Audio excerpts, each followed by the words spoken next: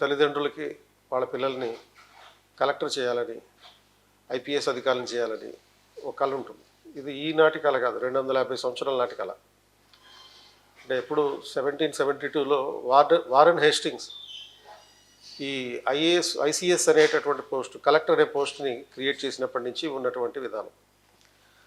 So British వాళ్ళు వెళ్ళిపోయారు, కానీ ఈ ఐఏఎస్, ఐపీఎస్ ఇటువంటివి మాత్రం ఆ బ్రిటిష్ వాళ్ళు ఇంట్రడ్యూస్ చేసినటువంటి పోస్టులు కంటిన్యూ అవుతూ ఉన్నాయి.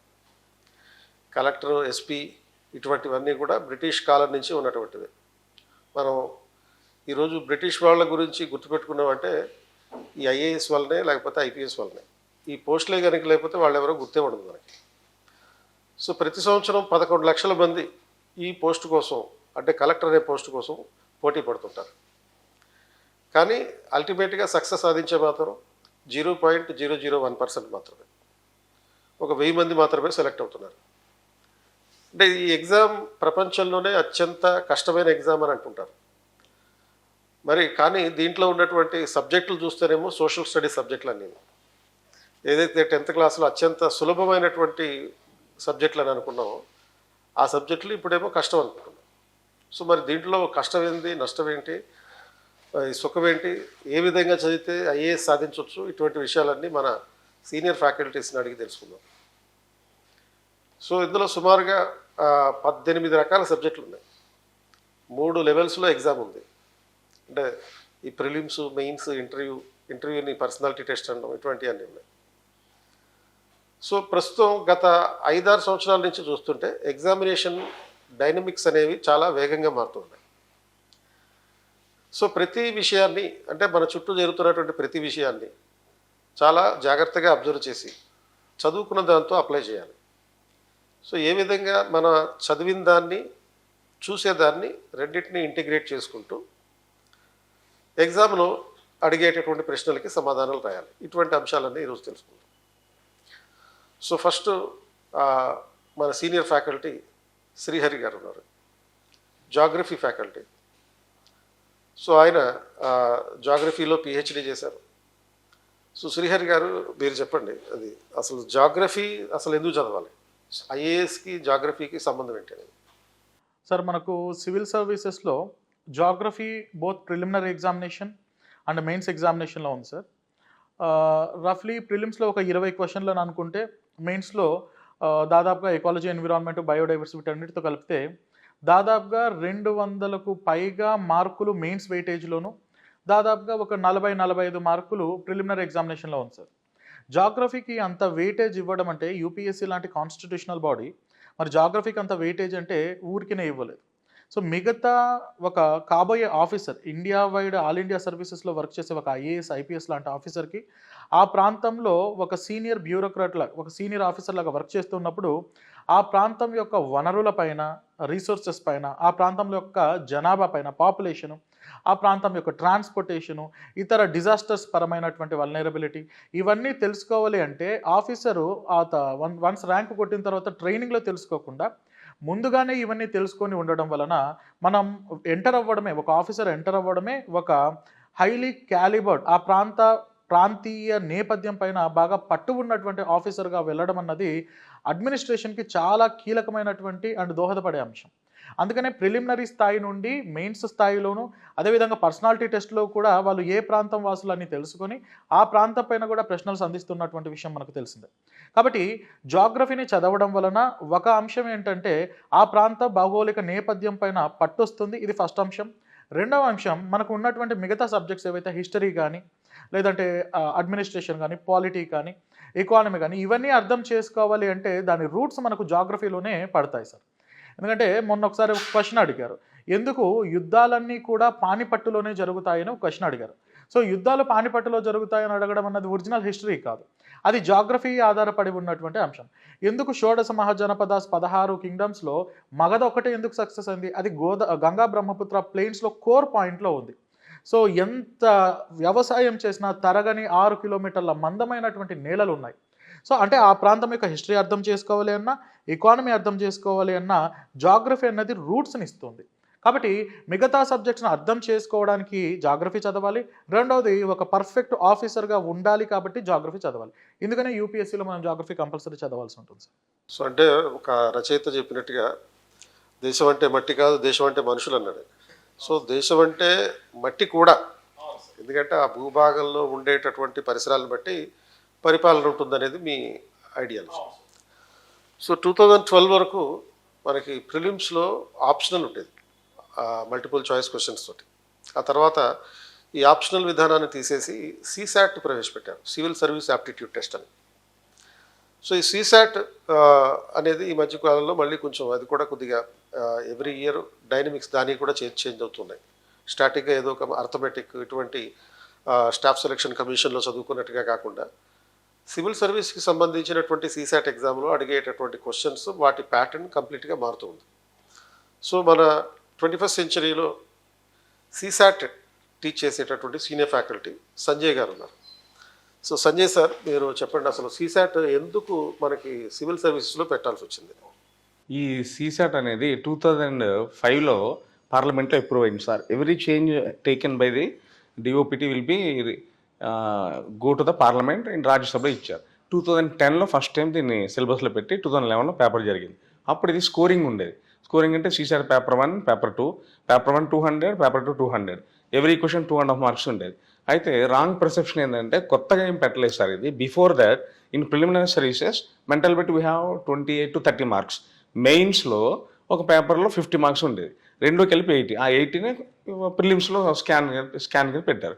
అయితే 2011 నుంచి 2015 వరకు పేపర్ స్కోరింగ్ కాబట్టి కొంచెం ఈజీగా ఉండేది. అది ఒక క్వశ్చన్ ఫాలోడ్ బై 5 క్వశ్చన్స్. తర్వాత యూపీ, నెక్స్ట్ బీహార్, ఎంపీ, ఈ వీళ్ళంతా హిందీ మీడియం ఉంటారు. హిందీ మీడియం ఉండడం వల్ల ఏంటంటే అక్కడ మనకి రెండు ఉండేది, ఒకటి ఇంగ్లీష్ ప్యాసేజ్, కాంప్రహెన్షన్. కాంప్రహెన్షన్ అంటే ఏంటంటే left side English, right side Hindi ఉంటుంది. ఇంగ్లీష్ అయితే బోత్ ఇంగ్లీష్ ఉంటుంది. వీళ్ళు ఏంటంటే కాంప్రహెన్షన్ ఇంగ్లీష్ ప్యాసేజ్ డిఫరెన్స్ తెలియక విపరీతంగా ఫైట్ చేసి ఎవ్రీ సెషన్లో 2 times ఇట్ రీచ్డ్ పార్లమెంట్. అట్లా 3 years తర్వాత they want to scrap it, remove. Scrapping అనేది impossible because after becoming an officer, okay, మీ పైన ఒక bureaucrats, you will become bureaucrat, మీ పైన పొలిటీషియన్స్ ఉంటారు, వాళ్ళకి ఒక పర్టికులర్ డేటాని ప్రజెంట్ చేయాలి. దాన్ని ఇంటర్ప్రిట్ చేసి ప్రజెంట్ చేయాలంటే వాడు లేమని ఉంటాడు, చదువుకోలేని అనుకుందాం. అటు చూడగానే టేబుల్స్ ఫామ్ కావాలి, చూడగానే అర్థం కావాలి. నువ్వు ఇంటర్ప్రిట్ చేయాలంటే బేసిక్ యాప్టిట్యూడ్ కావాలి కదా సార్. అయితే 15 నుంచి క్వాలిఫైయింగ్ చేశారు దీన్ని. క్వాలిఫైయింగ్ చేసిన తర్వాత అది లెవెల్ ఆఫ్ క్వశ్చన్స్ బాగా రీచ్ అయిపోయినాయి. 2018, 19, 2023 ఎప్పుడైతే ఆల్మోస్ట్ జేఈ అడ్వాన్స్డ్ కంటే టఫ్ ఉంది. మామూలు బేసిక్ ఆర్ఎస్ అగర్వాల్ ఇట్లాంటి బుక్స్ చూసుకుంటే గెట్ అన్ అవర్స్ సార్. అది everyday 2 hours the boy has to put on the CSAT. Second ఏంటంటే ఈ ఏరియా నుంచి వస్తుంది, ఈ ఏరియా నుంచి మనం you cannot guess it. You have to do everyday 2 hours దాన్ని ప్రాక్టీస్ చేసుకుంటే అప్ టు ఎగ్జామ్ వెళ్తే కానీ దే కెనాట్ క్లియర్ ఫిలిమ్స్. ఈ one they will clear films 80% you can take it that they got the job almost. అంటే main gate దాటనీయకుండా CSAT అవుతుంది. దానికి ఏంటంటే you have to practice regularly and first of all you have to learn pattern, CSAT pattern, JEE advanced, next cat, ఈ ఏరియాలోకి ఆ pattern prepare అవ్వాలి. వీళ్ళు ఏంటంటే బేసిక్స్లో ఏవో చిన్న చిన్న కానిస్టేబుల్ ఇట్లాంటి ఎగ్జామ్ ప్రిపేర్ అయితే అది అవ్వదు. అది సో ఒక అడ్మినిస్ట్రేటివ్ స్కిల్స్ టెస్ట్ చేయడం కోసం ఉన్నటువంటి decision making capacity, communication skills, తర్వాత ఈ కాంప్రహెండింగ్ స్కిల్స్, ఇటువంటివన్నింటినీ పరీక్షించడానికి CSAT IQ, that is nothing but IQ, intelligence coefficient. If he intelligent only he can understand situation and take the step కదా sir. So ఒక దేశానికి సంబంధించిన డెవలప్మెంట్ అనేది technology parameters మీద ఆధారపడి ఉంటుంది కాబట్టి ఎస్ఎన్టీని చదవడం అనేది ఇంపార్టెంట్ అంటారు. సో అలాగే డాక్టర్ శ్రీహరి గారు, మరొక అంశం ఏంటంటే ఇప్పుడు బీటెక్ బ్యాక్గ్రౌండ్ నుంచి సివిల్ సర్వీస్ చదివే వాళ్ళు ఆల్మోస్ట్ 70% క్యాండిడేట్స్ ఉన్నట్టుగా మనకి యూపీఎస్సీ రిపోర్ట్స్ చెప్తున్నాయి. సో వీళ్ళకి జాగ్రఫీ అనగానే కొంచెం భయం ఉంటుంది. సో నిజంగా అలా భయపడాల్సినటువంటి అవసరం ఉందా? భయం ఉంటే ఎలా దిగించాలి? సార్ మనకు ఈ బీటెక్ వాళ్ళకు ఇన్ఫ్యాక్ట్ భయం అన్న అంశం పక్కన పెడితే వీళ్ళకే అడ్వాంటేజ్ ఎక్కువ ఉంది సార్. విషయం ఏంటంటే వాళ్ళు బీటెక్లో చదవలేదు అంతే, బీటెక్లో జాగ్రఫీ అన్న సబ్జెక్టు లేదు, ఆరు ఇంటర్మీడియట్లో కూడా లేదు, 10th క్లాస్లో వదిలేస్తారు. 10th క్లాస్లో మనకు స్ట్రక్చర్ ఆఫ్ అట్మాస్ఫియర్ అని ఉంటుంది, 10th క్లాస్లో వదిలేస్తారు. కానీ వాళ్ళకు తెలియని విషయం ఏంటంటే ఇది వాళ్ళ సబ్జెక్టులో లేదు కానీ వాళ్ళ నిజ జీవితంలో ఎప్పుడూ ఉంది. ఆ విషయానికి వస్తే ఆర్ట్స్ వాళ్ళైనా, సైన్స్ వాళ్ళైనా, హ్యుమానిటీస్ అయినా, ఫైన్ ఆర్ట్స్ అందరికీ కూడా జాగ్రఫీ అన్నది డే టు డే ప్రొసీజర్. ఈరోజు అంతా చాలా ఉక్కపోతగా ఉంది అని అంటూ ఉంటారు. దాన్ని టెక్నికల్‌గా చెప్పడమే ఈరోజు హీట్ ఎక్కువగా ఉంది అండ్ ప్రెషర్ తక్కువగా ఉంది. వాతావరణంలో మాయిశ్చర్ అన్నది తక్కువగా ఉంది అని టెక్నికల్‌గా చెప్పడమే. ఈరోజు మనకు ఎందుకు సార్ మనకు ఇప్పటికి కూడా పెద్దవాళ్ళు అంటుంటారు చూడండి. ఈరోజు ఎండ చాలా ఎక్కువగా ఉంది. సాయంత్రం వర్షం పడుతుందని అంటుంటారు. మరి ఎలా చెప్పగలరు వాళ్ళు ఇండియన్ మెటీరియాలజికల్ డిపార్ట్మెంట్‌లోనే ఉద్యోగాలు చేస్తారు. కానీ వాళ్ళకు అర్థమైనటువంటి ఆ క్రూడ్ ఐడియా ఉంది చూడండి. హీట్ ఎక్కువగా ఉంది. లో ప్రెషర్ ఫార్మ్ అయింది. లో ప్రెషర్‌ని భర్తీ చేయడం కోసం విండ్స్ వస్తాయి. విండ్స్ వస్తున్నప్పుడు దగ్గరలో ఏదైనా సముద్రం ఉంటే మాయిశ్చర్‌ని పట్టుకొస్తాయి. దానిలో ఫిజియోగ్రాఫికల్ ఏదైనా బ్యారియర్ ఉంటే వర్షాన్నిస్తాయి. వాళ్ళు చూస్తున్నవే డే టు డే లైఫ్‌లో, ఎవ్రీడే లైఫ్‌లో బీటెక్ విద్యార్థులు ఇంకొకరు వాళ్ళు చూస్తున్నటువంటి అంశాన్నే మనము టర్మినాలజీ మార్చి చెప్తాం. కాబట్టి బీటెక్ వాళ్ళు ఎక్కడ ఇన్‌ఫాక్ట్ బీటెక్ వాళ్ళే ఈజీగా అందుకుంటారు. నా నా ఎక్స్‌పీరియన్స్‌లో జాగ్రఫీ ఆప్షనల్స్‌లో కూడా చూస్తున్నాను సార్. చాలామంది జాగ్రఫీ ఆప్షనల్ తీసుకొని వాళ్ళకు చెప్పినప్పుడు నేను మామూలుగా అనుకుంటాను. కొన్ని టెక్నికల్ యాస్పెక్ట్స్ ఉంటాయి. సీస్మిక్ వేవ్స్ అని, ఈ వేవ్ థియరీస్ కొన్ని అండ్ ఐసోస్టసీ ఇలాంటి కొన్ని డీపర్ ఫిజిక్స్ అండ్ ఇంజినీరింగ్ ఆస్పెక్ట్స్‌తో రిలేట్ అయినటువంటి సబ్జెక్ట్స్ ఉంటాయి. వాళ్ళు ఇలా చెబుతూనే ఆర్కిమిడీస్ ప్రిన్సిపల్ అని చెబుతూనే వాళ్ళు ఇమ్మీడియేట్‌గా పట్టేసుకుంటున్నారు. In fact these BTech people are having more advantageous edge. ఇంకా వీళ్ళకి ఈజీగా అర్థమవుతుంది. కాబట్టి సబ్జెక్టుని ఈజీగా పట్టుకోవడానికి ఈ జాగ్రఫీ విషయానికి వస్తే ఆర్ట్స్, హ్యుమానిటీస్ అన్న డిఫరెన్స్ వేరే ఏదైనా సబ్జెక్ట్‌లో బయటపడుతుందేమో కానీ జాగ్రఫీలో మాత్రం మొదలుపెట్టినప్పటి నుండి అందరూ అలా ఇంట్రెస్టింగ్‌గా అంటే మనం చూసాం కదా! అరే వర్షం పడింది కదా! వర్షంలో వడగళ్ళు పడతాయని చెప్పినప్పుడు, హెయిల్ స్టార్మ్స్ అని చెప్పినప్పుడు, ఆ వడగళ్ళు అరే మనం ఎన్ని సార్లు చూసాం ఓకే. అదే అనమాట ఇది. మంచు, పొగమంచు, ఫాగ్, ఫ్రాస్ట్ అని మనం చెప్పినప్పుడు ఓకే. మనం డే టు డే లైఫ్‌లో చూసాం కదా! అది ఫాగ్ అనమాట. ఇది ఫ్రాస్ట్ అనమాట అని వాళ్ళు అప్లికబుల్ చేసుకుంటారు. దీంతో వాళ్ళ ఎక్సైట్‌మెంట్, క్యూరియాసిటీ లెవెల్స్ పెరగడం వలన వాళ్ళు సబ్జెక్ట్‌ని పూర్తిగా క్షుణ్ణంగా నేర్చుకోవడానికి బీటెక్ వాళ్ళకు అడ్వాంటేజ్ ఉంది. ఇతర వేరియస్ గ్రాడ్యుయేషన్ నుండి వచ్చిన వాళ్ళకు కూడా it will become more familiar and friendly subject sir. They can understand very well. I have seen in my all this year experience and BTech graduates are having more advantage. They can understand it very well compared to other aspirants. So technology background ఉన్నా సరే geography అనేది connect అవ్వడానికి ఎక్కువ అవకాశం. So ఎలా అయితే మనకి BTech స్టూడెంట్స్కి సోషల్ స్టడీస్ సబ్జెక్టులు అంటే కొంచెం భయం ఉంటుందో, నాన్ మ్యాథ్స్ స్టూడెంట్కి సీసాట్ అంటే భయం ఉంది. అలాగే రీజనల్ మీడియంలో ప్రిపేర్ అయ్యే వాళ్ళకి కూడా సీసాట్ అంటే భయం. సో మరి నాన్ మ్యాథ్స్ స్టూడెంట్స్ సీసాట్ ఎలా ప్రిపేర్ అవ్వాలి? ఇక్కడ నాన్ మ్యాథ్స్ అంటే ఏంటంటే సార్ ఈ స్మాల్ డిఫరెన్స్. మ్యాథమెటిక్స్ ఇక్కడ మ్యాథ్స్ అడగట్లేదు, వాడు క్వాంట్ అడుగుతున్నాడు. Quant is different from mathematics. Mathematics అంటే క్యాల్కులస్, వెక్టార్, 3 డైమెన్షనల్ జామెట్రీ, ఇదంతా ప్యూర్ మ్యాథ్స్లోకి వస్తుంది. ఇది లోయర్ మ్యాథ్స్. లోయర్ మ్యాథ్స్ అంటే పర్సంటేజ్, ప్రాఫిట్ అండ్ లాస్ అంటే రెగ్యులర్గా మనకు జరిగే లైఫ్లో జరిగే దాన్ని అప్లికేషన్లో అడుగుతుంటాడు. అయితే maths student non maths difference ఏంటంటే మ్యాథ్స్ స్టూడెంట్ డైరెక్ట్లీ క్యాల్కులేషన్ డైరెక్ట్గా వేయగలుగుతాడు. నాన్ మ్యాథ్స్ ఆ డేర్ చేయలేడు. ఎగ్జాంపుల్ చెప్పాలంటే ఇప్పుడు 15 into 5 అన్నాం అనుకో, నాన్ మ్యాథ్స్ స్టూడెంట్ 75 డైరెక్ట్గా వేయగలుగుతాడు. మ్యాథ్స్ స్టూడెంట్ నాన్ మ్యాథ్స్ ఏంటంటే డేర్ చేయలేక క్యాల్కులేట్ చేసుకుంటాడు. క్యాల్కులేషన్ టైమింగ్ డిఫరెన్స్ మించి రిమైనింగ్ అంతా equal level playing field. If you see the paper no where first of all BTech so many students, IIT students, BTech, MTech students ఉంటారు. They are also unable to follow the problems. ఎట్లా అంటే వాళ్ళు mathematics orientation చూస్తాడు, X Y అని start చేస్తే అది ఎక్కడికో వెళ్ళిపోతుంటుంది. ఎందుకంటే సైమల్టేనియస్ ఈక్వేషన్ చేయాలంటే మోర్ ఇన్ఫర్మేషన్ కావాలి. ఇక్కడ అంతా ట్రికీగా ఉండే క్వశ్చన్స్. కాబట్టి ఆ క్వశ్చన్ అక్కడ ఫర్ ఎగ్జాంపుల్ ఇప్పుడు మన simple interest, compound interest chapter ఉన్నది, అది మనం ఫార్ములాస్తో చేస్తుంటాం. అదే ఊర్లో ఇల్లిటరేట్ పీపుల్, ఓల్డ్ పీపుల్ ఓవర్లకి చెప్పేస్తారు రేట్ ఆఫ్ ఇంట్రెస్ట్ అంతా, ఇంట్రెస్ట్ ఎంత అంటే there is one more method which is not related to mathematics by understanding the concept applying on there అంతే. కాబట్టి మ్యాథ్స్ నాన్ మ్యాథ్స్ అనేది rule it out, that is everybody same here. So ఇప్పుడు మనకి geography అనేది ప్రిలిమ్స్లో ఉంది, మెయిన్స్లో ఉంది. రెండింటికి ఆల్మోస్ట్ సబ్జెక్ట్ ఒకటే ఉంటుంది. బట్ రెండింటిని ఎలా డిస్టింగ్విష్ చేసి చూడాలంటారు? సార్ యాక్చువల్గా డిస్టింగ్విష్ చేయాలి సార్. మామూలుగా there is a wrong notion that ఒక రాంగ్ నోషన్ ఉంది సార్ ఇప్పటిదాకా. ఇంటిగ్రేట్ చేసి చదవాలి, ప్రిలిమ్స్ మెయిన్స్ కలిపి చదవాలి అన్నది అంటే ఒక్కొక్క విధానం ఉంటుంది. నా ఉద్దేశం, నా ఒపీనియన్ ప్రకారము ఇంటిగ్రేట్ చేసి చదవడం అన్నది అంత మంచిది కాదు సార్ జాగ్రఫీలో. ఎందుకంటే the way of understanding basically differs from preliminary examination to mains examination sir. ఇక్కడ మనం ఏం చేస్తామంటే సపోజ్ ఒక ఎర్త్క్వేక్స్ అన్న తీసుకున్నాం అనుకోండి. ఎర్త్క్వేక్స్లో P waves, S waves, L waves అని వస్తాయి. S waves, P waves first వస్తాయి, అందుకని ప్రైమరీ వేవ్స్ అని అంటాం. P waves can travel both through waters and solids అని చెప్పి ఆ పీ వేవ్ యొక్క నేచర్ ఏంటి ఇది మైక్రోస్కోపిక్గా చెప్తాం. అదే మనం మెయిన్స్లో ఎలా అడుగుతారంటే discuss about the characteristics of P waves అని ఎస్ వేవ్స్ అని అడగరు. ఎందుకంటే ప్యూర్ ఫిజిక్స్ అయిపోతుంది. అక్కడ ఏం అడుగుతారు, discuss the why India is one of the more vulnerable earthquake vulnerable countries in the world అని అడుగుతారు. అంటే భూకంపాలు అధికంగా సంభవించే అవకాశాలు, దుర్బలత్వం అధికంగా కలిగినటువంటి భారతదేశం ఎందుకు భారతదేశం ఉంది అని అడుగుతారు. అప్పుడు పీ వేవ్స్ ఎస్ వేవ్స్ అన్న ఆలోచనే ఉండదు. అసలు ఆ పీ అన్న పదం ఎస్ అన్న పదం వాడాల్సిన అవసరం ఉండదు. ఎందుకు భారతదేశంలో భూకంపాలు, రెండు భూకంపాలే, మళ్ళీ భూకంపాల గురించి ప్రశ్నలే. మెయిన్స్లో ఇలా అడుగుతారు, ప్రిలిమ్స్లో మైక్రోస్కోపిక్ లెవెల్లో అడుగుతారు. ఆర్ అదర్వైజ్ ట్రాన్స్పోర్టేషన్ గురించి తీసుకున్నాం అనుకోండి. ఇండియాలో లాజిస్టిక్ సెక్టార్స్ డెవలప్మెంట్ చేయడం కోసము ఈ మధ్యనే గతిశక్తి అభియాన్ అనే ఒక ప్రోగ్రామ్ని తీసుకొని వచ్చారు. National highway development project, golden క్వాడ్రిలేటర్లు, Pradhan Mantri Gram Sadak Yojana and industrial corridors Visakhapatnam ఇలా అన్నీ అడుగుతారు. అదేంటి మెయిన్స్ పర్స్పెక్టివ్. అదే టాపిక్ని ప్రిలిమ్స్లో నువ్వు ఎలా చదవాలి, వీసీఐసీకి ఫండింగ్ ఇస్తున్నది ఎవరు, లేదంటే ఏదైనా ఒక ఎయిర్పోర్ట్ పెడుతున్నారు, దీని వియబిలిటీ గ్యాప్ ఫండింగ్ ఎంత, ట్రాన్స్పోర్టేషన్ సెక్టార్లో ఫారిన్ డైరెక్ట్ ఇన్వెస్ట్మెంట్ లేదా పోర్ట్ఫోలియో ఇన్వెస్ట్మెంట్ ఎంత ఉంది, పబ్లిక్ ప్రైవేట్ పార్ట్నర్షిప్తో ఏ ప్రాజెక్ట్స్ ఇప్పుడు నడపబడుతున్నాయి, both or industries, both or transportation. The perception of understanding has to be differ from preliminary examination and mains examination. అందుకనే చదివేటప్పుడు ఇంటిగ్రేటెడ్గా ఒకసారి చదివి, ప్రిలిమినరీ పర్స్పెక్టివ్లో ఒకసారి, మెయిన్స్ పర్స్పెక్టివ్లో ఒకసారి 3 సార్లు చదవాల్సి ఉంటుంది. అప్పుడు మెయిన్స్కి వస్తే ఎలా రాయాలి, ప్రిలిమ్స్కి వస్తే ఎలా రాయాలి.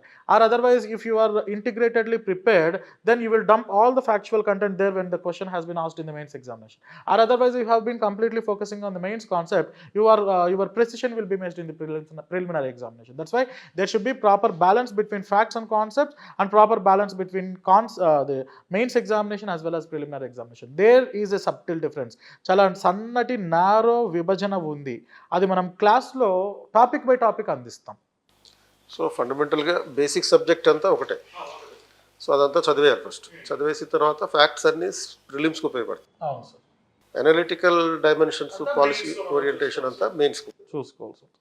అది తెలుసుకోవాలి సార్. అది ఎప్పుడు ఎక్కడ ఎలా అప్లై చేసుకోవాలని తెలుసుకోవాలి. లేదంటే ఇది అది ఇక్కడ వాడేసి నాకు బాగా వచ్చు జాగ్రఫీ అయినా కూడా మార్కులు రావట్లేదు అంటే ఇది కారణం ఉంటుంది.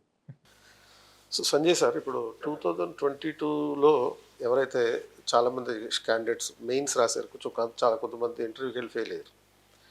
2023 ప్రిలిమ్స్కి వచ్చేటప్పటికి సీసాట్లో ఫెయిల్ అయ్యారు. సో ఇంత వేరియేషన్ ఎందుకు వస్తుందంటారు ఇట్లా? Good question sir. చాలామంది already existing IPS IR students also they are unable to జిఎస్లో దే గాట్ 140, 130 నియర్లీ. సీసాట్లో 40 క్రాస్ కాలే. రీజన్ ఏంటంటే అక్కడ మనకి quant, reasoning followed by comprehensions ఉంటాయి. ఈ సీనియర్స్కి వచ్చేటప్పటికి ఏమవుతుంది, they are already 2-3 times mains రాసి ఉంటారు కాబట్టి ఆ comprehensions related to general topics, current అఫైర్స్తో రిలేటెడ్ ఉంటుంది. ఇప్పుడు FDI, foreign direct investment, present GDP, economy, వీటి మీద ప్యాసేజ్ ఇస్తారు. ప్యాసేజ్ ఇచ్చిన వీళ్ళకి ఏంటంటే జిఎస్ స్ట్రాంగ్ ఉన్నారు కాబట్టి వీ కెన్ మేనేజ్ అని చెప్పి హ్యాండిల్ చేస్తారు. అయితే ఇఫ్ కంక్లూషన్స్ అడిగితే, అంటే క్వశ్చన్కి ఆన్సర్ అడిగితే చెప్పగలుగుతారు వీళ్ళు. క్వశ్చన్కి ఆన్సర్ అడగడు. ఆ ప్యాసేజ్ యొక్క ఇన్ఫరెన్స్ ఏంటి, వాట్ ఇస్ ప్యాసేజ్ ఆర్గ్యుమెంట్ ఏంటి, ప్యాసేజ్ క్రక్స్ ఏంటి, what is undermining of it, undermining contradiction, ఇట్లా అని అడుగుతున్నప్పుడు డెసిషన్ మేకింగ్ అనేది మూవ్ అయిపోతుంది. నెక్స్ట్ అలా ఎలా అంటే నియర్లీ 23-25 క్వశ్చన్స్ ఉంటాయి అవుట్ ఆఫ్ 80. క్వాలిఫైయింగ్ ఎంత, 66 మార్క్స్ క్వాలిఫైయింగ్ అయితే 60 to 63 క్వశ్చన్స్ వరకు ప్యాసేజెస్ ఉంటాయి.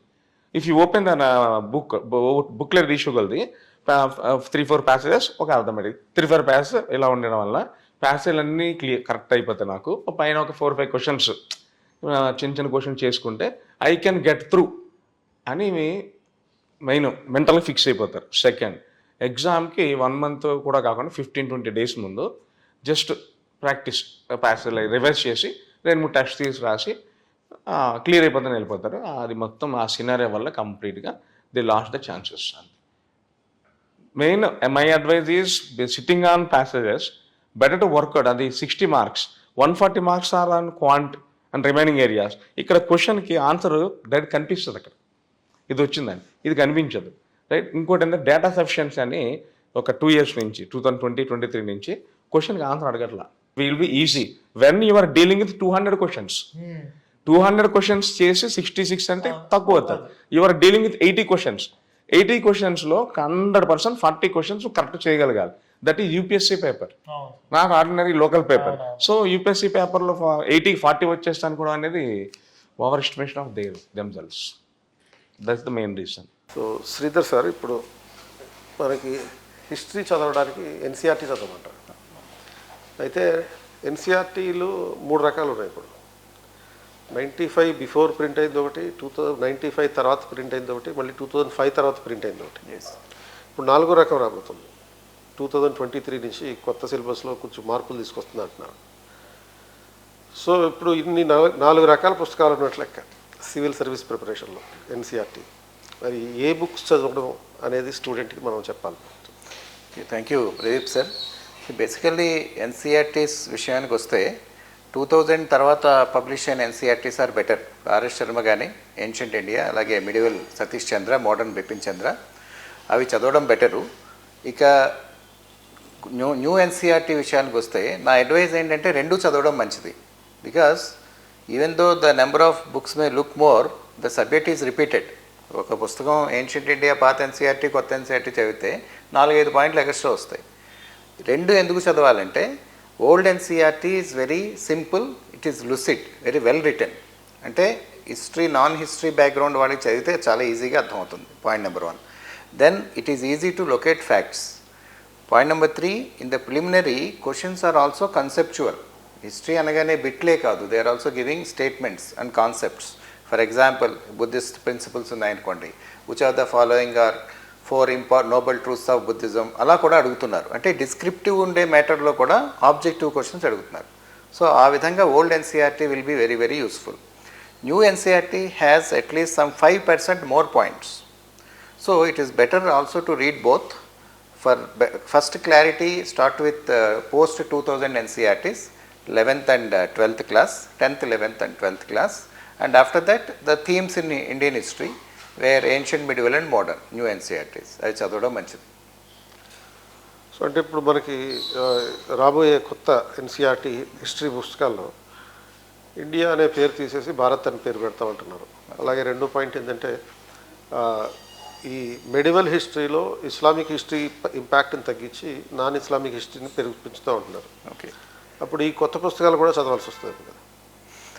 అంటే నాకున్న అండర్స్టాండింగ్ ప్రకారం మొత్తం పుస్తకాలంతా రీరైట్ కావట్లా. కొన్ని chapters are being deleted. And ఇప్పుడు మొఘల్స్ ఉందనుకోండి, for example, the chapters on Akbar and administration and all those are there. So some chapters are removed. So అందుకని కొత్త పుస్తకాలు వచ్చినా it is not a overall rehash of the subject. So I don't think it's going to be any challenge for the students. So ఏ పుస్తకాలు అయితే already senior students చదివారు అవే వాటినే మళ్ళీ రివిజన్ చేసుకుంటే సరిపోతుంది. ఇప్పుడు లాస్ట్ ఇయర్ న్యూ ఎన్సీఆర్టీస్ కొన్నవాళ్ళు కానీ, ఈ ఇయర్ కొన్నవాళ్ళు కానీ, ఆల్రెడీ చదివిన వాళ్ళు కానీ, they need not read new ones again. I think it's almost the same. So ఇప్పుడు మనకి మెయిన్స్లో పెద్ద ఛాలెంజింగ్ టాస్క్ ఏంటంటే answer writing. So Anil garu, మీరు చెప్పండి, ఈ జనరల్ స్టడీస్లో ఆన్సర్ రైటింగ్ చాలామంది ఇగ్నోర్ చేస్తుంటారు. Yes sir. ఎందుకు ఇగ్నోర్ చేస్తారు? దీన్ని ఎలా ప్రాక్టీస్ చేయాలి? అంటే దాని మీద ఇష్టం రావాలంటే ఏం చేయాలి? బేసిక్గా most of the aspirants neglected aspect ఏమైనా ప్రిపరేషన్ ప్రాసెస్లో ఉందంటే అది ఆన్సర్ రైటింగ్ సార్. ఎంతవరకు కోచింగ్కి మనం వచ్చామా, స్టాటిక్ సబ్జెక్ట్ కవర్ చేస్తున్నామా, ఏదో newspaper compulsory part and పార్ట్స్లో ప్రిపరేషన్ అంటారు కాబట్టి రోజు న్యూస్ పేపర్ కవర్ చేస్తున్నామా అనే కాంటెక్స్ట్లో they tend to read more. But in reality lot of practice is required with respect to answer writing. అది రావాలి అంటే what we suggest for lot of aspirants is, in case మీకు classroom కోచింగ్లో almost 50% of your time spend చేసినా కూడా ఆ రోజు ఆ పర్స్పెక్టివ్లో ఆ క్లాస్లో పర్టికులర్ టాపిక్ ఏదైతే అయిందో ఆ టాపిక్ని ఒకసారి ఇంటికి వచ్చినాక రివైజ్ చేసి ప్రీవియస్ ఇయర్ క్వశ్చన్ ఏమైనా ఇచ్చారా, ఎలానో క్లాసెస్లో మనం డీల్ చేసేటప్పుడు ప్రీవియస్ ఇయర్ క్వశ్చన్స్ని సబ్జెక్టివ్గా స్పెసిఫిక్గా మెన్షన్ చేస్తూ చెప్తాం. ఆ కాంటెక్స్ట్ని రివైజ్ చేసి ఆన్సర్ని ఎట్లా intro, body, conclusion, effective way of presentation ఎట్లా పెట్టవచ్చు అనే కాంటెక్స్ట్లో రివైజ్ చేస్తూ రోజు ఆన్సర్ రైటింగ్ అట్లీస్ట్ ఒక ఆన్సర్ అయినా ప్రాక్టీస్ చేస్తే it will help them in the long run. అంటే ఒక 9 months 10 months ప్రిపరేషన్ అయిపోయినాక అప్పుడు వాళ్ళు కొత్తగా ఫీల్ అవ్వకుండా ఎఫెక్టివ్ స్కోర్స్ రావడానికి ఈ ప్రాసెస్ అనేది it has to be part and parcel of their regular routine. అదే కాకుండా ఇన్ కేస్ క్లాసెస్ మిస్ అయ్యాం, newspaper has to be your regular routine. News పేపర్లో ఏదో ఒక టాపిక్ పైన ఆర్టికల్ వచ్చింది, ఆ ఆర్టికల్ చదివినప్పుడు కన్సైజ్డ్గా, క్రిస్ప్గా, హోలిస్టిక్ అండర్స్టాండింగ్ నీకు వచ్చింది అనుకుంటే ఒక స్మాల్ పారాగ్రాఫ్ ఫార్మాట్లో, ఒక ఆన్సర్ ఫార్మాట్లో సింగిల్ పేజ్లో రాయడానికి ట్రై చేయండి. మీరు చదివిన ఒక కన్సైజ్డ్ ఆర్టికల్ని మీ ఓన్ వర్డ్స్లో ఒక పేపర్లో జస్ట్ ఒక 150 వర్డ్స్లో రాయడానికి ట్రై చేస్తే it helps you understand the topic analytically, holistic understanding of concept వస్తుంది, ఎలా ప్రజెంట్ చేస్తున్నాం మీ రైటింగ్ స్కిల్ ఎన్హాన్స్ అవుతుంది, ప్రజెంటేషన్ స్కిల్ ఎన్హాన్స్ అవుతుంది, ఎక్స్ట్రా ఎడ్జ్ అనేది మిగతా ఆస్పిరెంట్స్తో మనకు ఉంటా ఉంటుంది. సో ఆ ప్రాసెస్ని అనేది ప్లాన్ చేసుకోవాలి. Answer writing has to be there from day 1 when you are preparing for UPSC examinations. Daily practice చేయడం ద్వారా దాని మీద కమాండ్ తెచ్చుకోవాలి. అంతే సార్. ఆన్సర్ రైటింగ్ మీద command. Yes, consistency is the key. Consistency is important. తర్వాత మనకి హిస్టరీకి ప్రిలిమ్స్లో హిస్టరీ ఉంది, Indian history, ancient, medieval, modern and national movement. మెయిన్స్లో హిస్టరీ ఉంది, ఒక 100 మార్కుల వరకు దాన్ని కవర్ అవుతుంది. అంటే culture, ancient, medieval, modern culture ఉంది, తర్వాత నేషనల్ మూమెంట్ ఉంది, మోడర్న్ ఇండియన్ హిస్టరీ ఉంది, తర్వాత వరల్డ్ హిస్టరీ ఉంది, పోస్ట్ ఇండిపెండెంట్ కూడా, పోస్ట్ ఇండిపెండెంట్ ఇండియా. సో అయితే ఈ ప్రిలిమ్స్లో ఉన్న హిస్టరీకి, మెయిన్స్లో ఉన్న హిస్టరీకి ఒక 2-3 పార్ట్లు మినహాయించి మిగతా అంతా ఓవరాల్గా ఒక రకంగానే ఉండొచ్చు. మరి అయితే రెండింటికి డిస్టింక్షన్ ఎలా చేయాలి అంటే వెన్ సంబడి ఈజ్ రీడింగ్ ఒక చాప్టర్ చదివామనుకోండి సార్, అందులో క్వశ్చన్స్ ప్రిలిమ్స్లో అయితే ఎలా వస్తాయి, మెయిన్స్లో అయితే ఎలా వస్తాయి అనేది చూడాలి. For example, you take Harappan civilisation. If there could be a question on Harappan art and architecture, they will be giving the main features of Harappan art and architecture or assess the level of artistic development in Harappa architecture development, like that. In prelims, the same question will be asked. For example, you take Dholavira, which has 3 cities, 3 towns, whereas all others are having 2 towns. So this kind of questions are picked up. So when you are reading, when somebody is reading, I think a special focus is to be required.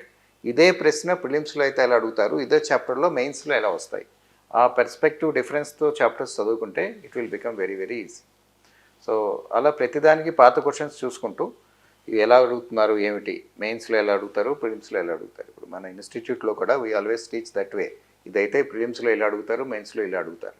So చదివేటప్పుడు కూడా ఆ perspective ఉంటే it will be easy. So subject concept అయితే same, practice చేయాల్సిన questions pattern మాత్రమే డిఫరెంట్గా ఉంటాయి. For example, I will give an example sir. మొన్న లాస్ట్ ఇయర్ మెయిన్స్ చూస్తే Delhi Sultanate science and technology మీద వాళ్ళు క్వశ్చన్ ఇచ్చారు మెయిన్స్లో, జనరల్ స్టడీస్ మెయిన్స్లో.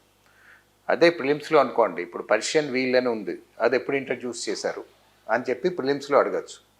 అలాగే ఇప్పుడు construction technology developed very well in Delhi sultanate period, Ibn Battuta also mentions it మాట. అది మెయిన్స్లో అలా రాయాలి, అదే ప్రిలిమ్స్లో అనుకోండి.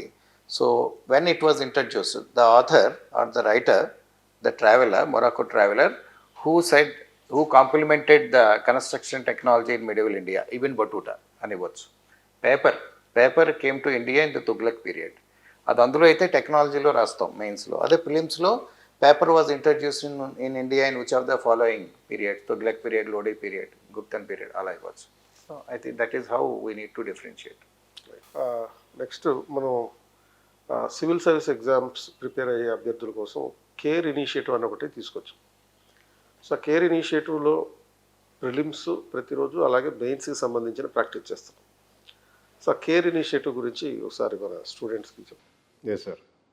ఇప్పుడు కేర్ ఇనిషియేటివ్ అనేది మనం మార్కెట్లోకి తీసుకొచ్చాం. Current affairs through reverse engineering process అని చెప్పి, ఏ రోజైతే హిందూ కానీ, పిఐబి కానీ, ఇండియన్ ఎక్స్ప్రెస్లో కానీ ఇంపార్టెంట్ టాపిక్స్ ఎగ్జామ్ స్పెసిఫిక్గా ఏవైతే మనం ఇంపార్టెంట్ అనుకుంటామో ఆ ఆర్టికల్స్ని పిక్ చేసి దాన్ని కన్సైజ్గా అనలైజ్ చేసి ఆ థీమ్ బేస్డ్ క్వశ్చన్స్ ప్రీవియస్ ఇయర్స్లో ఎట్లా వచ్చినాయో అనేది మనం టెంప్లెట్ కింద పక్కన పెట్టి దాని ఓరియంటెడ్ పొటెన్షియల్ క్వశ్చన్స్ ఎట్లా ఎగ్జామ్స్లో రావచ్చు అనేది అనలైజ్ చేస్తూ ఒక కేర్ ఇనిషియేటివ్ ప్రోగ్రామ్ అనేది తీసుకొచ్చు.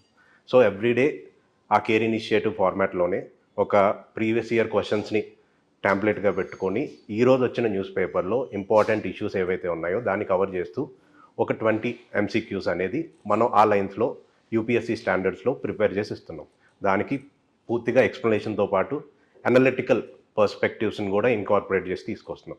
అది కాకుండా ఓన్లీ ప్రిలిమ్స్ని కవర్ చేయకుండా అదే రోజు ఆ కరెంట్ ఈవెంట్స్లో మెయిన్స్ పర్స్పెక్టివ్స్లో క్వశ్చన్స్ పొటెన్షియల్గా ఎట్లా రావచ్చు అనే ఆస్పెక్ట్స్ మీద ఫోకస్ చేసి అదే థీమ్స్ని డిఫరెంట్ పర్స్పెక్టివ్స్లో ఎలా అడగొచ్చు అనే దానిపైన ఒక మోడల్ ఆన్సర్ టెంప్లెట్ ఇచ్చి పిల్లల్ని రోజు మనం చెప్పినట్టు వాడు చదివినా చదవకపోయినా న్యూస్ పేపర్ అట్లీస్ట్ మన కేర్ ఇనిషియేటివ్ అనేది ఫాలో అయితే ప్రిలిమ్స్కి మెయిన్స్కి హోలిస్టిక్గా 360 డేస్లో మొత్తం కవర్ అయిపోయేలా దాన్ని సింప్లిఫై చేయడానికి ఈ ప్రోగ్రామ్ అనేది తీసుకొస్తున్నాం. At least offline or online free access అనేది అందరికీ ప్రొవైడ్ చేస్తున్నాం. యూట్యూబ్లో రోజు మన కేర్ ఇనిషియేటివ్ అనేది ఫాలో అవ్వచ్చు. It helps them to develop a perspective in a comprehensive manner, not only for prelims, mains as well as for interview as well. So current affairs reverse engineering ప్రోగ్రాంలో మనం current affairs ఆధారంగా MCQs తయారు చేసి దాని మీద static questions ఎలా వస్తాయో develop చేసి వాళ్ళకి ఇస్తాం, ప్రిలిమ్స్ అండ్ మెయిన్స్. సో తర్వాత మనకి హిస్టరీలో రైటింగ్ ప్రాక్టీస్ సిగ్నిఫికెన్స్ ఎంతవరకు ఉంటుంది? యాక్చువల్లీ చాలా ఎక్కువ ఉంటుంది ప్రదీప్ గారు, ఎందుకంటే the questions are not being asked directly these days. చాలామంది హిస్టరీ అనగానే బిట్స్లో చదివేయడం అనేది బాగా ప్రాక్టీస్ చేస్తుంటారు. But how do you convert that into some tangible answer of 250 words అనేది చాలా important. So questions are also last year again to give an example, they started a new trend in the mains. Okay, earlier they use to ask only one period. ఇప్పుడు Chola art and architecture, features of Chola art and architecture, or Mauryan art and architecture, Gandhara, Mathura, Amaravati schools అలా అడిగేవారు. Last time what they have started a new trend is they asked the contribution of Guptas and Cholas to Indian culture. See, Guptas are in ancient, Cholas are in medieval. Guptas are north, Nagara style, Cholas are Dravida style. So in 250 words, how effectively one writes, that decides their future. So ila compared to Maula Guptalu art Vastu Silpakalu, Chola art Silpalu kakunda, these two thematically represent two peaks of Indian art and architecture and contributed differently to bring out a pan-Indian art and architectural styles అని చెప్పి అలా analysis చేస్తూ రాయాలి. So ఇవన్నీ ఏంటంటే writing practice చేస్తే కానీ రాదు. So lot of writing practice, as Anil sir has said, every day కనీసం ఒక ప్రశ్న simple 10 minutes, put 10 minutes time, take up one question. ఇలా రోజుకు ఒక గంట ఒకటి హిస్టరీలోంచి, ఒకటి పాలిటీ అండ్ ఐఆర్లోంచి కానీ, ఒకటి ఎస్ఎన్టీ, ఒకటి జాగ్రఫీ, ఇలా 10 నిమిషాలు ఒక గంట రైటింగ్ ప్రాక్టీస్ పెట్టుకుంటే ఫస్ట్ అటెంప్ట్లోనే ర్యాంక్ రావడం ఖాయం. అండ్ హిస్టరీలో it becomes very very important. Even old history questions, modern Indian questions are very very analytical. So సింపుల్గా క్లాసులో విని సాంప్రదాయ పద్ధతిలో హిస్టరీ చెప్పేస్తే నడవదు. Lot of thematic correlation is required. So ఒక కాన్సెప్చువల్ అనాలిసిస్ తర్వాత థీమాటిక్ ఓరియంటేషన్లో రైటింగ్ ప్రాక్టీస్ అనేది కంపల్సరీ ఉంటుంది. చాలా కంపల్సరీ. సో అలాగే ఇప్పుడు మనకి ప్రిలిమ్స్లో బేసిక్ స్టాటిక్ సబ్జెక్ట్ ఉంటుంది. ఆ స్టాటిక్ సబ్జెక్టు తర్వాత కరెంట్ అఫైర్స్ ఒక ఇంపార్టెంట్ ఫస్ట్ టాపిక్ అని పెట్టాడు. అండ్ ఎక్కువ మంది చెప్పేది ఏంటంటే కరెంట్ అఫైర్స్ కొంచెం ఛాలెంజింగ్ అంటారు. బట్ కరెంట్ అఫైర్స్ మీద డైరెక్ట్గా వచ్చే క్వశ్చన్స్ 15 to 20 ఉంటాయి మిగతా యూనిట్స్ లాగా. సో మరి స్టూడెంట్స్ కరెంట్ అఫైర్స్ని ఎందుకు ఛాలెంజింగ్ అనుకుంటుంటారు? సో బేసిక్గా ఇప్పుడు మీరు అన్న కాంటెక్స్లో చూస్తే సార్, లాస్ట్ 1 yearలో అయిన టాపిక్స్ ఇంటర్నేషనల్ లెవెల్లో ఇంటర్నేషనల్ అఫైర్స్కి సంబంధించిన విషయాలు వస్తాయని కాదు. All international relations which were existing in this 1 year has some baggage with respect to historical పర్స్పెక్టివ్స్లో కంటిన్యూ అవుతూ ఉంటాయి. అంటే లీగసీ ఇష్యూస్ అనేది ఎప్పుడూ నడుస్తూనే ఉంటాయి sir. So only looking at things which were in news, contemporary in ఐసోలేషన్లో చూస్తే ఒక ఇంటర్ డిసిప్లినరీ అప్రోచ్ అనేది రాదు. ఒక ఇంటర్నేషనల్ అఫైర్స్లో ఎప్పుడూ ఆ ఇంటర్ కనెక్టెడ్నెస్ అనేది ఉంటుంది. ఏ న్యూస్ అయినా కరెంట్ అఫైర్స్లో ఉందంటే it has some static part attached with it. దాన్ని కంటిన్యూటీ కింద చూడాలి తప్ప ఇన్ ఐసోలేషన్ చూస్తే మన ఎగ్జామ్లో ప్రిలిమ్స్లో కానీ మెయిన్స్లో కానీ ఒక కాంప్రిహెన్సివ్ అండర్స్టాండింగ్ అనేది రాదు. సేమ్ ఇంటర్నేషనల్ రిలేషన్స్ పర్స్పెక్టివే మనం మాట్లాడుకుంటే సార్, అంటే ఎట్లా ఉంటుందంటే సబ్జెక్ట్ని ఎప్పుడూ ఏదో సిలబస్లో ఉన్న కాంపోనెంట్, ఏదో కరెంట్లో ఇప్పుడు ఇండియాకి పాకిస్తాన్కి ఉన్న హాస్టల్ రిలేషన్షిప్ గురించి మాట్లాడుతూ ఉంటాం. Either in terms of geo political scenario, geo economic scenario. Geo economic టర్మ్స్లో కంప్లీట్లీ ఇట్ ఇస్ గ్రౌండెడ్, ఏం లేవు ఇండియా పాకిస్తాన్కి ఎకనామిక్ టర్మ్స్లో. పొలిటికల్ రిలేషన్స్ ఉన్నాయి కానీ that to most of the sense it is in negative terms. So అట్లా India and it's neighbourhood అనేది current కాంటెక్స్ట్లోనే చూడకుండా ఈ మనకి పబాడ్లో ఒక థియరీ ఉంటుంది సార్, సప్తాంగ థియరీలో లైక్ కౌటిల్య శబ్దశాస్త్ర చెప్పేటప్పుడు ఎనీ అలైస్ ఆర్ మిత్రాస్ అనేది చాలా మనం సెక్యూర్ చేసుకోవాలంటారు. దానిలో వాడు చెప్పేది ఏంటంటే there are no permanent friends and no permanent enemies. But only permanent interest drive any country's foreign policy. So international relations ఏ కరెంట్ అఫైర్స్ అయినా కూడా it is only that particular country's interest that is driving their relationship with other countries. అట్లానే so first నైబర్హుడ్ని secure చేసుకోవాలి. అప్పుడు regional లెవెల్లో ఇప్పుడు Asia అనేది ఒక రీజనల్ ఏరియా. ఆ రీజనల్ లెవెల్లో మన గ్లోబల్ డామినెన్స్ సిగ్నిఫై చేయాలంటే రీజనల్లో మనకున్న స్ట్రెంగ్త్ ఏంటి, మన పవర్ ఏంటి అనేది సిగ్నిఫై చేసుకోవాలి. అప్పుడు we can compete with global powers. So ఇవన్నీ చాలా ఇంటర్ కనెక్టెడ్ ఉంటాయి. కరెంట్ అఫైర్స్లో ఉన్నదాన్నే కాకుండా హిస్టారికల్ థింగ్స్ చూసుకోవాలి, జియో పొలిటికల్ ఈక్వేషన్స్ చూసుకోవాలి, ట్రేడ్ ఎకనామిక్ టర్మ్స్లో చూసుకోవాలి, కంటెంపరీ ఇష్యూస్ అనేది నడుస్తూ ఉంటాయి ఏ కంట్రీ తీసుకున్నా కూడా. సో పొలిటికలీ, హిస్టారికలీ, ఎకనామికలీ ఇదంతా స్టాటిక్ పార్ట్లో కవర్ అవుతూ ఉంటుంది. న్యూస్లో వచ్చే కరెంట్ అఫైర్స్ ఏ రోజైతే ఆ రోజు అప్డేటెడ్ ఏదైతే వస్తుందో దాన్ని మనం స్టాటిక్ని ఇంటర్లింక్ చేసి సిలబస్తో మ్యాప్ చేసి ప్రీవియస్ ఇయర్ క్వశ్చన్స్ని అనలైజ్ చేసి ఎఫెక్టివ్గా ఒక కంటెంట్ని ప్రిపేర్ చేసి నోట్స్ ప్రిపేర్ చేసుకుంటే క్వశ్చన్స్ ఎలా అడిగినా ప్రిలిమ్స్లో కానీ మెయిన్స్లో కానీ హోలిస్టిక్గా కవర్ చేయొచ్చు, ఈజీగా స్కోర్ చేసుకోవచ్చు. సో ఆ కరెంట్ అఫైర్స్ అనేది ఓన్లీ కరెంట్ అఫైర్స్ పర్స్పెక్టివే కాకుండా స్టాటిక్ సబ్జెక్ట్తో కలుపుకోవడం, ప్రీవియస్ ఇయర్ క్వశ్చన్స్ చూడడం, ఇటువంటి ప్రాక్టీసెస్ కూడా చేస్తే ప్రిలిమ్స్ క్వాలిఫై అవ్వడానికి కరెంట్ అఫైర్సే కారణం అవుతాయి ఒక రకంగా. సో ఫైనలీ ఇప్పుడు హిస్టరీ చదవడం అంటే మొత్తం సబ్జెక్టులన్నీ చదవడం లాంటిది ఒక రకంగా. హిస్టరీలో social life, economic life, political life ఇట్లా అన్నీ చదువుతాం. సో అసలు హిస్టరీ చదవాల్సినటువంటి అవసరం ఏంటి అసలు అంటారు? బేసికలీ ఫస్ట్ పాయింట్, హిస్టరీ ఎందుకు చదవాలంటే ర్యాంక్ తెచ్చుకోవాలంటే హిస్టరీ తప్పదు, point number 1 for UPSC aspirants. But otherwise history gives us some insights for administrators. These are all future administrators. When they deal with a contemporary issue or one administrative challenge, they will have to take into perspective the social realities. అంటే ఇప్పుడు ఏ cultural people ఉన్నారు, ఎటువంటి religious people ఉన్నారు, so what kind of composite culture India has. అంటే administrative డెసిషన్స్కి, law and ఆర్డర్కి, హిస్టరీకి, కల్చర్కి చాలా దగ్గర సంబంధం ఉంది. So I think we should know history basically to rediscover ourselves. What kind of life we are reading, whether it is good or bad, what kind of social refinement we can go ahead with. So like that. Now this is from the civil services or group 1 point of view, administrators point of view, why history is kept in the syllabus. It is kept in the syllabus just to introduce people to the cultural diversities that are there very much in the society, which require a full understanding for an administrator. So I think to make policies correct, for example, you read about Muhammad bin Tughlaq, for example. If you transfer of capital, you see Andhra has transferred capital, now they are thinking about transferring capital. Or suddenly from Hyderabad they moved to Amravati earlier. Is it correct or not, sudden shift of capital? Why 10 years was given in the AP Bifurcation Act for shift of capital? Because sudden shifts of capital are not good. So this kind of policy mistakes we can learn from history. Even British policy, for example, or the elimination of intermediaries. They have introduced Raitwari system. Now after independence, we have a lot of land reforms that have been done. We also eliminated intermediaries. So every policy choosy, what are the mistakes that have been done and how we can improve it. దాంట్లో history చాలా ఉపయోగపడుతుంది.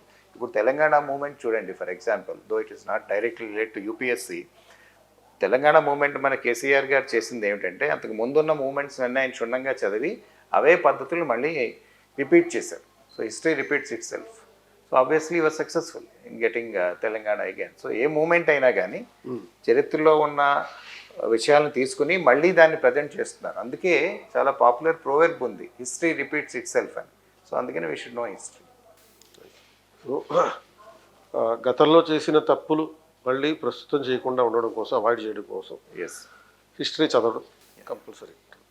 So అలాగే అనిల్, మనం ఒక mentorship programme ఉంది మన దగ్గర. So ప్రతి 25 మంది స్టూడెంట్స్కి ఒక మెంటార్ ఉంటున్నారు. సో ఈ మెంటార్షిప్ ప్రోగ్రాంలో ఉండే కాంపోనెంట్స్ ఏంటి చెప్పండి. సో ఇప్పుడు ఏదైతే మెంటార్షిప్ ప్రోగ్రామ్ మనం డిజైన్ చేసామో సార్, అది ఆల్మోస్ట్ ఇప్పటి నుంచి నెక్స్ట్ ఇయర్ మెయిన్స్ వాళ్ళు రాసే P2P అంటున్నాం. అంటే ప్రిలిమ్స్ టు పర్సనాలిటీ టెస్ట్ వరకు కంప్లీట్గా ఉన్న టైం స్పాన్ ఏదైతే ఉందో దాన్ని కంపార్ట్మెంటలైజ్ చేసి ఎవ్రీ వీక్ టార్గెట్స్ ఇస్తూ డైరెక్ట్ పర్సనాలిటీ టెస్ట్ వరకు కూడా ఒక సైంటిఫిక్గా క్యూరేట్ చేసిన ప్రోగ్రామ్ సార్.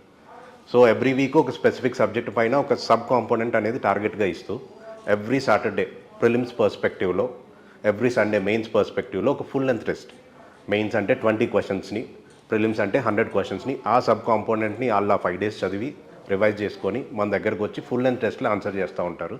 ఆన్సర్ చేసి ఆ పేపర్లు ఏవైతే మనకి ఇస్తారో మనం కంప్లీట్గా వాళ్ళు ఏ సబ్జెక్ట్లో ఎంత స్టాండర్డ్ ఉంది, ఆన్సర్ రైటింగ్ స్కిల్ ఎంతవరకు ఉంది, ఇంకా ఇంప్రూవ్మెంట్స్ ఎలా చేసుకోవచ్చు, ఇవన్నీ కాంపోనెంట్స్ మీరు పర్సనల్గా 1-to-1 స్టూడెంట్తో అట్లీస్ట్ ఒక 1/2 hour to 45 minutes వాళ్ళ పేపర్ ఎవాల్యుయేట్ చేసి ప్రతి క్వశ్చన్కి ఇంప్రూవ్మెంట్స్ అనేది చెప్తూ అలా సైంటిఫిక్గా ఒక 12 months డౌన్ ద లైన్ మనం చేసేటట్టుంటే వాళ్ళు కూడా ఆ కన్సిస్టెన్సీ, ఆ డిటర్మినేషన్, ఆ డెడికేషన్ చూపించారు అంటే ప్రిలిమ్స్ నుంచి పర్సనాలిటీ టెస్ట్ వరకు సర్వీస్ వద్దన్నా కూడా వస్తుంది sir.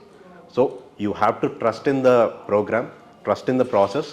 If you are disciplined enough to follow this, definitely you'll be in the service అనే ఓరియంటేషన్తో మనం ఏదైతే మెంటార్షిప్ ప్రోగ్రామ్ వేసామో, ఏ ఆస్పిరెంట్ అయినా కూడా దాన్ని సైంటిఫిక్గా అనలైజ్ చేసినా కూడా కన్సిస్టెంట్గా దాన్ని ఫాలో అవుతారనే ఒక గట్ ఫీలింగ్ వాళ్ళకు ఉందంటే we are here to help you out అనే ఉద్దేశంతో ఈ ప్రోగ్రామ్ని మనం డిజైన్ చేసాం సార్. సో అలాగే ఇప్పుడు మనకి సివిల్ సర్వీస్ ఎగ్జామ్లో సోషల్ స్టడీస్ సంబంధించిన history, geography, economy, polity, governance ఇటువంటి సబ్జెక్టులతో పాటు సోషల్ స్టడీస్ కానటువంటి మరో సబ్జెక్టు సైన్స్ అండ్ టెక్నాలజీ. ప్రిలిమ్స్లో ఒక 15-20 క్వశ్చన్స్ వచ్చేటటువంటి జనరల్ సైన్స్ అనే ఒక పార్ట్ ఉంది. మెయిన్స్లో ఒక 50 మార్క్స్ వరకు అడిగేటటువంటి సైన్స్ అండ్ టెక్నాలజీ అనే ఒక పార్ట్.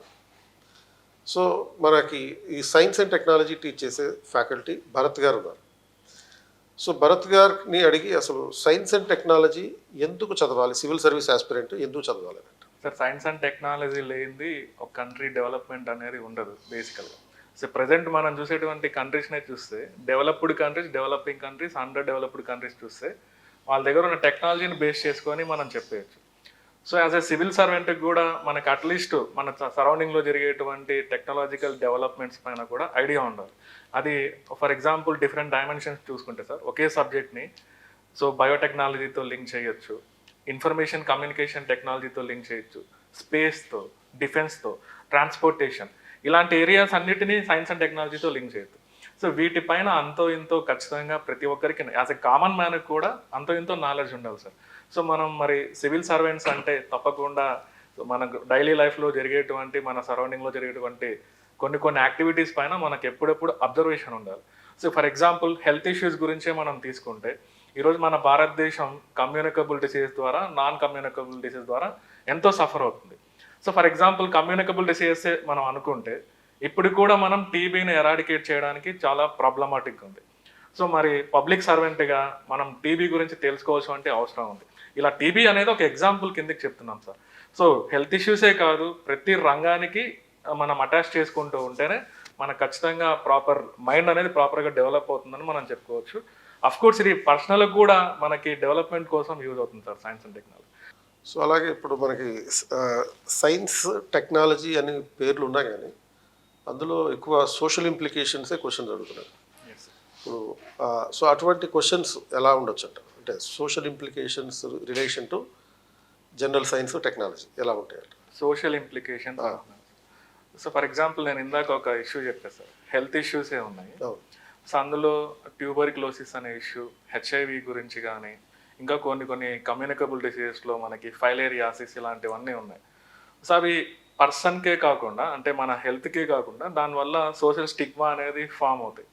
సో దానిలో అలాంటి ప్రాబ్లమ్స్ని మనం ఎలా ఫేస్ చేయాలి, దాంట్లో ఉన్నటువంటి ఛాలెంజెస్ ఏంటి, గవర్నమెంట్ ఆఫ్ ఇండియా ఎలా స్టెప్స్ తీసుకుంటుంది, ఈ డైమెన్షన్స్ అన్నీ చూడాలి సార్ దానికోసం ఎక్స్క్లూజివ్గా. సో ఈ ఆస్పెక్ట్స్లో సోషల్ ఇంప్లికేషన్స్ అనేది మనం ఒక విధంగా థింక్ చేయొచ్చు. సో ఇప్పుడు మనకి ప్రతి సబ్జెక్టుకి ప్రాపర్గా ఒక రిఫరెన్స్ బుక్ ప్రతి ఫ్యాకల్టీ సజెస్ట్ చేస్తారు. అంటే పాలిటీ అంటే లక్ష్మీకాంత్ అంటారు, అలా సీసాట్ అంటే ఆర్ఎస్ అగర్వాల్ ఏదో అంటారు. అలా సైన్స్ అండ్ టెక్నాలజీకి ఒక బుక్ ఏమైనా చెప్పగలుగుతారు అట్లా? సార్ దానికి ఒక రిఫరెన్స్ బుక్ అంటూ మనం చెప్పలేము సార్, బట్ మనకి తెలిసినంత వరకు 6th నుంచి 12th వరకు ఎన్సీఆర్టీ బుక్స్ అనేది ఆ కంటెంట్ థరోగా ఉండాలి. దాంట్లో ఉన్న కంటెంట్కి న్యూస్ పేపర్లో వచ్చేటువంటి ఆర్టికల్స్కి రిలేట్ చేసుకుంటూ ఉండాలి సార్. దాని వన్ అండ్ ఓన్లీ రిఫరెన్స్ ఏంటంటే కరెంట్ అఫైర్స్ సార్. సో మార్కెట్లో డిఫరెంట్ ఆదర్స్ బుక్స్ మనకు ఉంటాయి నేషనల్ వైడ్ మనకు చూసినట్లయితే Tata McGrath hill Pearson publications అలాంటివి. సో అందులో కూడా బేసిక్ కంటెంట్ ఉంటుంది కానీ అందులో కరెంట్ అఫైర్స్ అనేది ఎప్పటికప్పుడు అప్డేట్ చేయరు. So of course Tata McGrath hill book ఒకటి ఉంది సార్, అందులో ఒక ఫ్యాకల్టీనే అది రాశారు బేసికల్గా. అదేంటంటే ఎప్పటికప్పుడు అప్డేట్ చేస్తున్నారు ప్రతి సంవత్సరం బేసికల్గా. సో అది కొంతవరకు యూజ్ అవుతుంది. బట్ నేనేం చెప్పాలనుకుంటున్నా అంటే మనకి ఎన్సీఆర్టీ బుక్స్లో ఉన్న బేసిక్స్ అనేది తరోగా ఉండి దాన్ని న్యూస్ పేపర్స్లో వచ్చేటువంటి ఆర్టికల్స్కి రిలేట్ చేసుకోగలిగితే, కరెంట్ అఫైర్స్కి రిలేట్ చేసుకోగలిగితే సరిపోతుంది సార్.